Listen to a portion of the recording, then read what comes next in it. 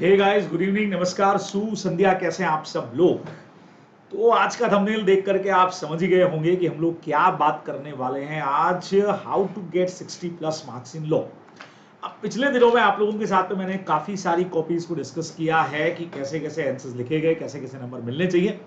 और आज के सेशन में भी मैं आपसे दो कॉपीज के कुछ क्वेश्चन डिस्कस करने वाला हूं। बहुत छोटा सा वीडियो हमने बनाया है और इसमें हम वो क्वेश्चन डिस्कस करने वाले हैं जिनमें बढ़िया मार्क्स मिले हुए हैं। तो इससे आपको आइडिया लग जाएगा कि यार कैसे आंसर लिखा जाए जिससे हमको बढ़िया मार्क्स जो है वो मिल जाए। तो दो कॉपीज यहां पे मैं आप लोगों के साथ में, दो कॉपीज के कुछ क्वेश्चंस यहां पे आपके साथ में शेयर करने जा रहा हूं। और जिन कॉपीज में, दोनों ही कॉपीज में 60 प्लस मार्क्स यहां पर है, बराबर से। तो पहली कॉपी जो मेरे सामने है, आप लोग यहां से देख सकते हैं, मार्क्स ऑब्टेन आपको नजर आ जाएंगे कि हाँ भाई 60 है, बराबर।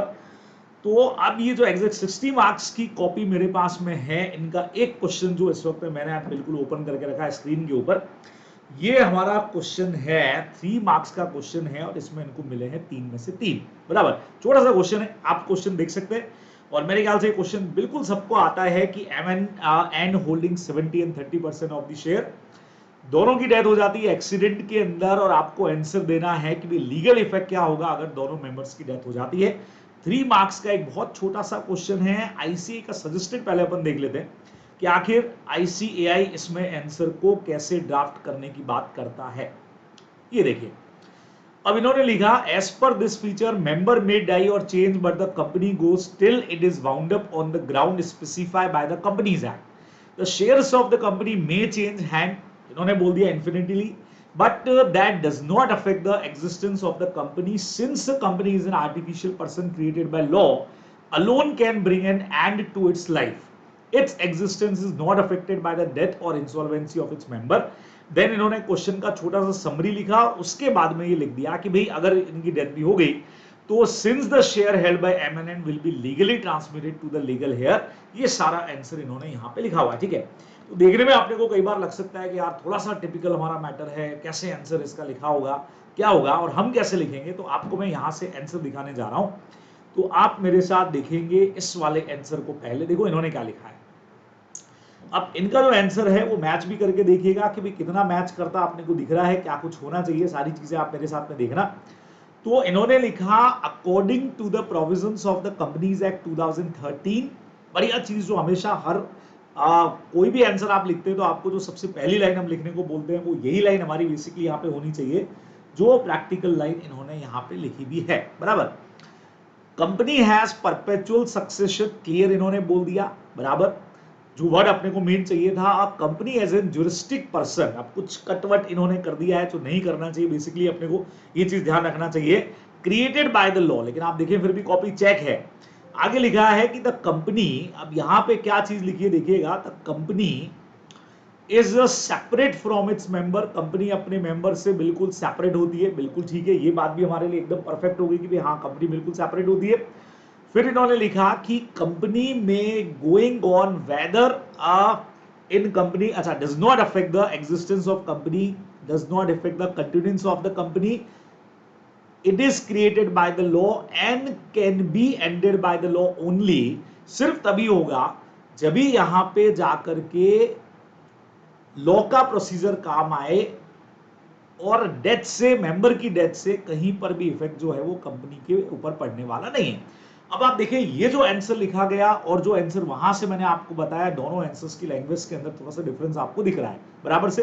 लेकिन जैसा आपको मैं हमेशा कहता आया हूं कि एग्जैक्ट लिखने की कोई रिक्वायरमेंट नहीं है, जो चीजें अपने को मेनली चाहिए वो चीजें यहां पर अगर अपने को दिखती है तो अपने को मार्क्स मिल जाएंगे। जो इन्होंने प्रॉपर तरीके से यहां पे लिख दिया है कि भाई कंपनी को लॉ क्रिएट करता है तो कंपनी को लॉ ही खत्म करेगा, सेपरेट एंटिटी होता है, मेंबर्स की डेथ का कंपनी पर कोई असर नहीं आएगा। As per above provision the, जो भी मेंबर एमएनएन है वो डाई, बट यहां पे क्लियर बोल दिया कि कंपनी जो है उसका लीगल इफेक्ट इस पर कोई नहीं पड़ेगा, बराबर से। कंपनी ऑलवेज गोइंग ऑन रहेगी और कंपनी जो है विल कंटिन्यू, कंपनी यहां पे कंटिन्यू करने वाली। अच्छा, इवन आप देखें इस आंसर में अपनी वो वाली लाइन भी आपको देखने को नहीं मिलेगी कि सर यहाँ पे तो वो वाली लाइन भी नहीं है कि लीगल हेयर को ट्रांसफर हो जाएगा। अल्टीमेटली पूछा ये गया था कि कंपनी का क्या इफेक्ट होने वाला है इसका, और वो इन्होंने लिख दिया कि कंपनी गोइंग ऑन रहेगी। तो यहाँ पे इनको 3 में से 3 मार्क्स जो हैं वो फुल अलॉट हुए हैं, ये आपको ध्यान में रखना चाहिए, ठीक है। तो जैसा आपको हमेशा मैंने कहा है कि भाई लैंग्वेज उतनी ज्यादा असर नहीं करेगी, आप लोगों को ध्यान में रखना है कि प्रोविजन जो चाहिए वो प्रॉपर तरीके से आ जाना चाहिए, वर्डिंग्स प्रॉपर आ जाने चाहिए, सेंटेंसेस हमारे बराबर मिल जाने चाहिए, तो अपने को बढ़िया मार्क्स यहाँ पे जो है वो अवेलेबल हो जाते हैं। ये आप लोग हमेशा ध्यान में रखेंगे, बराबर। तो एक क्वेश्चन को इनका मैंने ये लिया है, एक और क्वेश्चन में ले रहा हूं इनका फर्स्ट का ए वाला हमारा क्वेश्चन है जिसमें इनको 7 में से 6 मार्क्स जो है वो अलॉट हुए हैं। तो वो क्वेश्चन भी मैं आपको यहां से दिखाने वाला हूं। देखिए ये वाला एक क्वेश्चन अपन इनका और ले रहे हैं। हाँ जी, अब फर्स्ट का जो हमारा ए वाला क्वेश्चन था, वो फर्स्ट का ए वाला क्वेश्चन बहुत जबरदस्त वाला क्वेश्चन था, और इंडियन कॉन्ट्रैक्ट एक्ट का क्वेश्चन है। आप लोगों से मैंने पहले भी डिस्कस किया हुआ है ये पूरा का पूरा क्वेश्चन, जहां पे हमको आंसर में इंडेमनिटी गारंटी वाले चैप्टर से सबसे पहले 126 के अंदर कॉन्ट्रैक्ट ऑफ गारंटी का डेफिनेशन आ गया था। फिर हमको ये समझा देना था कि भाई इनका लायबिलिटी जो है वो हमेशा को एक्सटेंसिव चलता रहता है, उस बेस पर अपने को बात करनी चाहिए थी बराबर से। और को एक्सटेंसिव लायबिलिटी इनका होता है बराबर, बहुत क्लियर मैटर था कि भाई लायबिलिटी इनका हमेशा को एक्सटेंसिव चलेगा। और फर्स्ट वाले केस में श्योरिटी की रेस्पॉन्सिबिलिटी बनने वाली है। फिर सेकंड सिचुएशन के बारे में बोला है कि मिसरिप्रेजेंटिंग है और इस वजह से यहाँ पे इनकी रेस्पॉन्सिबिलिटी बनने वाली नहीं होती है। सेक्शन 143 भी यहाँ पे लगाया गया है बराबर, ये सब था।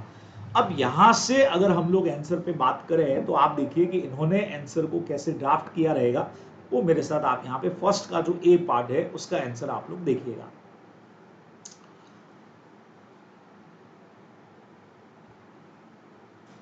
हाँ जी, तो फर्स्ट के ए वाले पार्ट पे हम लोग आगे, आप आंसर मैच करना मेरे साथ में। According to the provisions of Indian Contract Act, जैसा हमेशा हमारा लिखने का एक फिक्स पैटर्न होता है वो हमने लिखा है।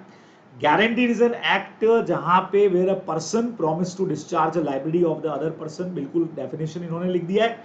उसके बाद में इन्होंने लिख दिया the liability of the guarantor is को एक्सटेंसिव। अब देखो एक नंबर वैसे इनको कम मिला है, हालांकि सेक्शन यूज नहीं किया है, तो अब जैसा आपको मैंने बोला भी रहा कि सेक्शन के नंबर वैसे हाफ मार्क्स कई बार कट जाता है, लेकिन कई कई क्वेश्चन में आप देखेंगे कि सेक्शन के नंबर नहीं कटे हैं, तो को एक्सटेंसिव वाला पॉइंट इन्होंने लिख दिया है with the principal letter also.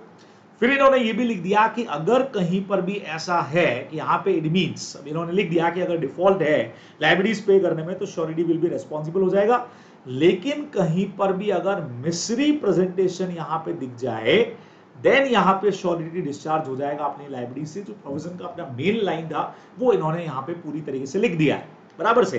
Then हमेशा की तरह क्वेश्चन का समरी इन्होंने समझा दिया, और समरी समझाने के बाद फाइनल आंसर जो था as per the above provision for the, अब फर्स्ट वाले केस में इन्होंने बोल दिया कि यस श्योरिटी यहां पे रेस्पॉन्सिबल होने वाला है, लेकिन सेकंड वाले केस में जहां पे मिसरी प्रेजेंटेशन है वहां पे ये रेस्पॉन्सिबिलिटी जो है वो surety will not be responsible, S responsible नहीं होगा, लायबिलिटी से डिस्चार्ज रहेगा, ये इन्होंने पूरा लिख दिया। तो कीपिंग साइलेंस वाला एक पॉइंट नहीं आया, तो उस वजह से मेरे ख्याल से मुझे लगता है कि एक आध नंबर कटा है, या सेक्शन का छोटा मोटा एक मैं मान सकता हूं कि शायद नंबर काटा हो, हालांकि कई जगह सेक्शन के मार्क्स नहीं भी कटे हुए अपने को दिख रहे हैं। तो आप देखें कि जब आप प्रॉपर प्रेजेंटेशन आंसर का करेंगे तो आपको मार्क्स मिल जाते हैं बराबर। तो लिखने का तरीका देख लीजिए, अकॉर्डिंग टू प्रोविजन हो गया, फिर आपने प्रोविजन परफेक्ट तरीके से समझा दिया, फिर क्वेश्चन का छोटा मोटा समरी, और फाइनल आंसर आप बिल्कुल प्रॉपर तरीके से अलग अलग पैराग्राफ, और चीज को समझिएगा हर चीज को इन्होंने अलग अलग पैराग्राफ के अंदर प्रॉपर तरीके से लिखा है। तो पूरे मार्क्स मतलब 7 में से 6 नंबर मिल जाना बड़ी बात हो जाएगी हमारे लिए, तो ये यहाँ पे आप लोग ध्यान में रख सकते हैं। एक क्वेश्चन आपको मैंने वो भी बता दिया जहां पूरे 3 में से 3 नंबर जो है वो मिले हुए हैं। चलिए अब हमारे पास में जो पॉइंट आता है वो है एक और क्वेश्चन यही वाले में, फर्स्ट का जो बी नंबर क्वेश्चन है, मैं आपको दूसरी कॉपी दिखाने जा रहा हूं। फर्स्ट का जो बी वाला हमारा क्वेश्चन था वो होल्डिंग सब्सिडियरी कंपनी का क्वेश्चन था।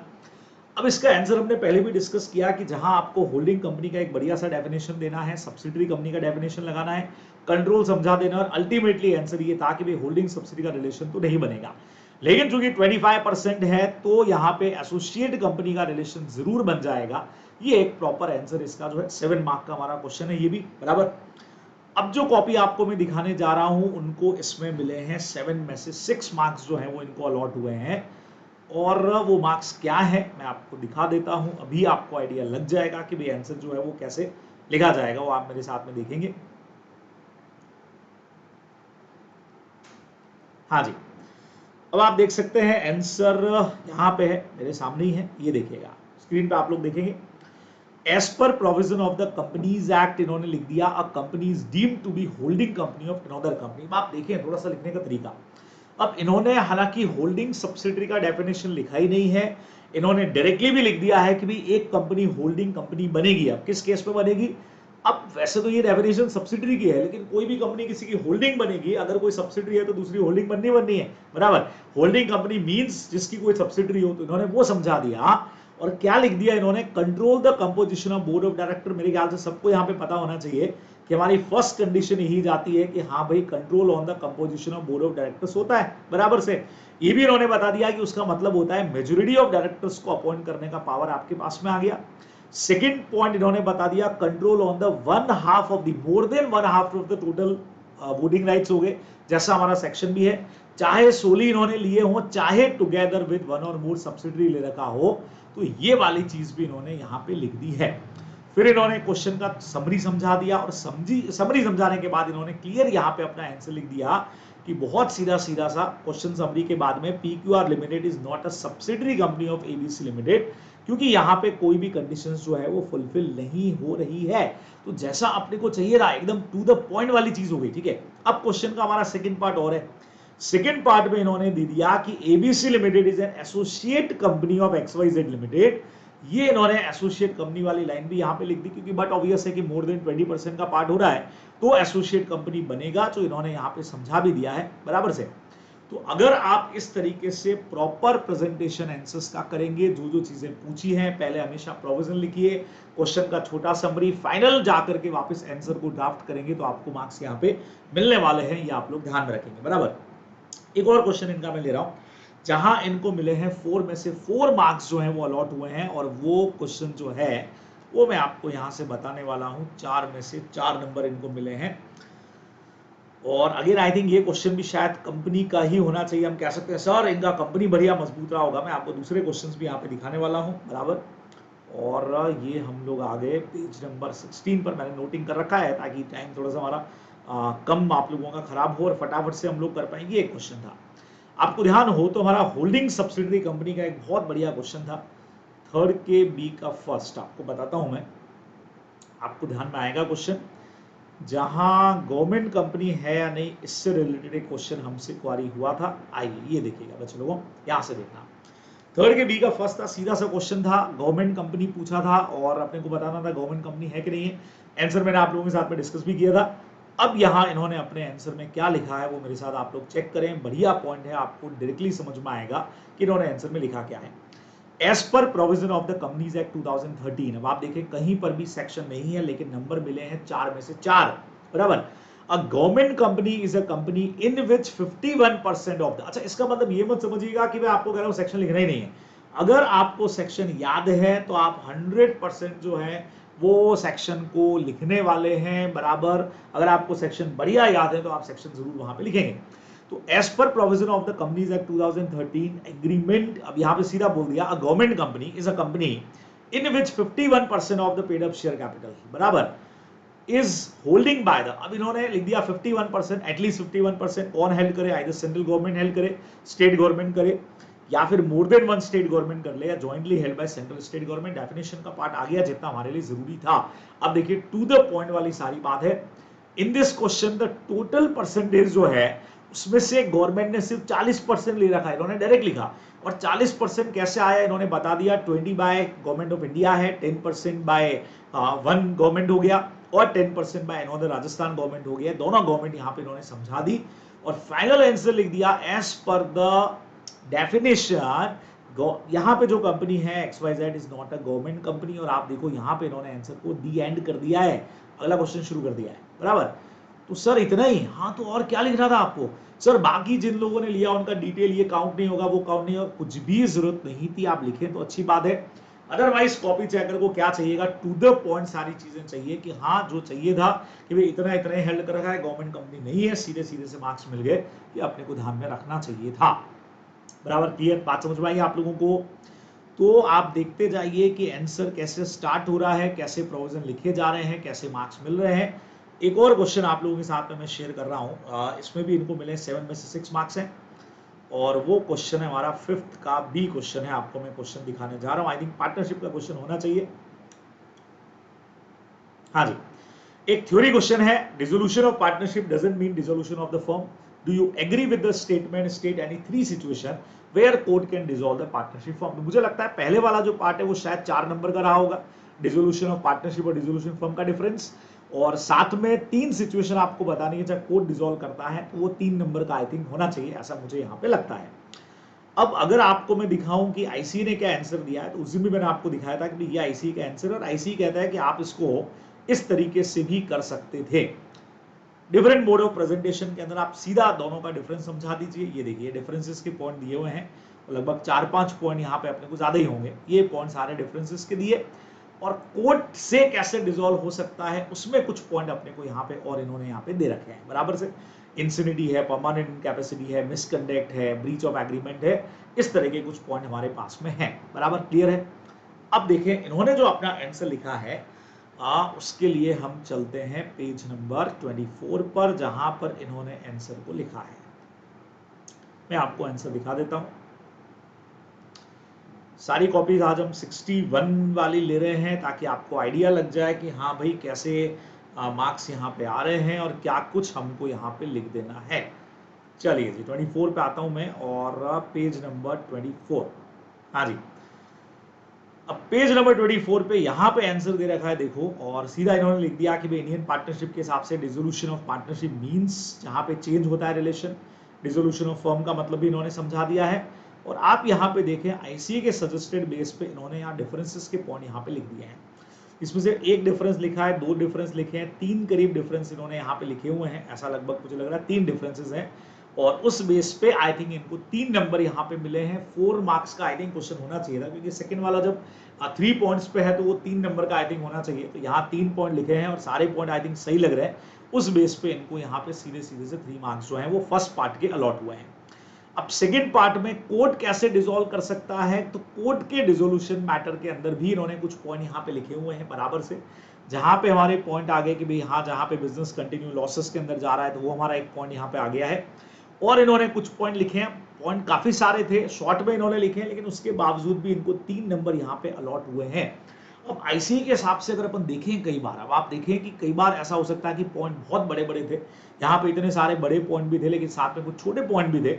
तो जो भी आप 3 पॉइंट लिखेंगे, 3 पॉइंट्स लिखेंगे, वहां आपको मार्क्स मिलने वाले हैं। तो प्रॉपर प्रेजेंटेशन अगर इस तरीके से होता है तो हमको यहाँ पे मार्क्स जो है वो मिल जाते हैं।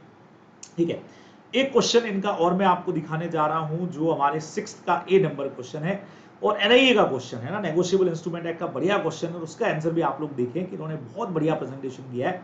सेक्शन 138 का ये क्वेश्चन है। ठीक है, अब सबसे पहले तो इस क्वेश्चन का आईसीए का सजेस्टेड आंसर आप लोग देखें कि आईसीए क्या कहता है। आईसीए कहता है भाई 138 में डिसऑनर ऑफ चेक का क्वेश्चन है, जहां पे एक पर्सन ने चेक दिया है, अपने अकाउंट से चेक दिया है, चेक डिस्चार्ज हो गया है, चेक दिया था किसी डेब्ट पेमेंट के लिए, ठीक है, और बैंक ने अगर उसको रिटर्न कर दिया है क्योंकि इनसफिशिएंट अमाउंट था अगर, तो यहाँ पे ये सेक्शन हमारा लगता है। और इन्होंने बोल दिया देखो 2 साल का जेल होगा, और या फिर डबल अमाउंट का इसके अंदर ट्वाइस अमाउंट का पेनल्टी लगेगा। ये इन्होंने पहले तो सेक्शन समझाया, फिर क्वेश्चन का समरी दे दिया है। क्वेश्चन के समरी में लिख दिया कि भाई 20,000 का इनके ऊपर फाइन लग सकता था, ये सारा कुछ इन्होंने यहाँ पे लिखा हुआ है। ठीक है, और सेकंड पार्ट ये था कि अगर चेक डोनेशन में दिया जाए तो कोई केस नहीं बनेगा 138 के अंदर, क्योंकि यहाँ पे डोनेशन मतलब कंसिडरेशन नहीं है, तो वैसे भी ये चेक वैलिड होने वाला नहीं है। ये सारा आंसर है। अब यहाँ से आप मेरे साथ इनका आंसर देखिएगा, और ये आंसर दे रखा है पेज नंबर 17 पे, हमको वापस जाना पड़ेगा। क्वेश्चंस जो पहले आते थे वो क्वेश्चंस इन्होंने पहले किए हैं, जो हमारा एक कॉमन तरीका होता भी है बराबर। तो ये यहाँ से आप मेरे साथ में देखें 6th का ए नंबर। यस बच्चे लोगों, as per provision of the Negotiable Instrument Act, देखो इस बार सेक्शन यूज किया हुआ है, बढ़िया, क्योंकि इंपॉर्टेंट सेक्शन था। इन्होंने लिख दिया कि a cheque is dishonour on the ground of, देखो पहला ग्राउंड आ गया इनसफिशिएंसी ऑफ फंड्स, बराबर से एक ग्राउंड अब तक लिखा है इन्होंने। उसके लिए पेनल्टी इन्होंने लिख दिया, देखो 2 टाइम्स वाली पेनल्टी आ गई, इम्प्रिजनमेंट 2 साल का आ गया, बोथ वाली लाइन आ गई, It should also noted that such check should be issued for discharge of a legally enforceable debt. अब आप आईसीए का और इनका आंसर देखें, एग्जैक्ट नहीं है। मैं आपको बार बार एक चीज कह रहा हूं कि आईसीए और इनके आंसर का पैटर्न अलग है, लेकिन मैटर अगर हमारा मैच कर रहा है, सिमिलर प्रोविजन आपने लिखे हैं तो मार्क्स मिलेंगे। 7 में से 6 नंबर इनको मिले हुए हैं। एग्जैक्ट पार्ट अगर लिखते तो शायद एक आध नंबर और के चांसेस रहते, कुछ और इसमें लिख देते, या वो लाइन लिख देते कि 20,000 का वहां पे फाइन लगेगा क्योंकि 10,000 का चेक था तो डबल वाला। तो फर्स्ट पार्ट देखो, प्रोविजन लिखने के बाद अलग से इन्होंने लिख दिया कि हाँ भाई 138 में वाई यहाँ पे रेस्पॉन्सिबल होने वाला है, ये इन्होंने एक पार्ट लिख दिया। उसके बाद यह है सेकंड पार्ट पर, और सेकंड पार्ट पे अच्छा इन्होंने एक काम और किया, प्रोसीजर लिख दिया। हालांकि इस क्वेश्चन में प्रोसीजर की रिक्वायरमेंट नहीं थी, फिर से आपको कह रहा हूं प्रोसीजर का रिक्वायरमेंट था नहीं, पर चलो ठीक है, एडिशनल पॉइंट कुछ लिख दिया। सेकंड वाले पार्ट में इन्होंने लिख दिया कि अगर चेक इशू डोनेशन के लिए होता है तो यहां पे ये पर्सन रिस्पॉन्सिबल नहीं होगा 138 के अंदर, बिकॉज जो चेक दिया गया है वो किसी लीगल डेप्ट के लिए नहीं है ना, लॉफुली एनफोर्सेबल डेप्ट के लिए नहीं है, सो यहाँ पे रेस्पॉन्सिबिलिटी नहीं बनेगी। तो प्रॉपर तरीके से आंसर दिया है तो प्रॉपर मार्क्स बच्चों यहाँ पे मिले हुए हैं। तो ये थोड़ा सा आप लोग ध्यान में रखेंगे। इस तरीके से अगर हमारा प्रेजेंटेशन है तो हमारे मार्क्स बहुत बढ़िया रहेंगे। तो आज के इस छोटे से लेक्चर का पर्पस यही था कि आपको मैं बता सकूं कि किस तरीके से प्रेजेंटेशन होनी है। अच्छा, जो मेरे पास एक कॉपी और थी, इस कॉपी का भी अगर मैं आपको ये आंसर दिखाऊं 138 वाला ही, आई थिंक 6th का 1 इन्होंने किया है। 6th का 1 क्या है ये देखिए, 6 का ए, इनको भी 6 नंबर मिले हुए हैं। बच्चे लोगों को देखिएगा, इनके भी मार्क्स 6 ही हैं इसी के अंदर।